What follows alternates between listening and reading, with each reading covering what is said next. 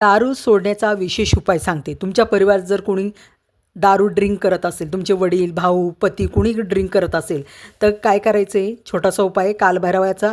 तुम्ही छोटासा उपाय नक्की करा, 100% त्याचा रिझल्ट आहे. तर हा उपाय केल्याने दारू पिणारा व्यक्ती दारूच्या नशेपासून दूर हा निश्चितपणे जाईल.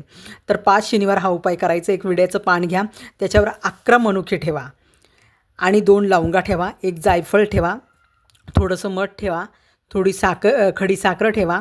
त्यानंतर तुम्हाला कापूर ठेवायचा आहे आणि जी व्यक्ती दारू पिते तिचं नाव कालभैरवाला सांगायचं आहे की ह्या अमुक अमुक व्यक्ती याची दारूपासून सुटका कर.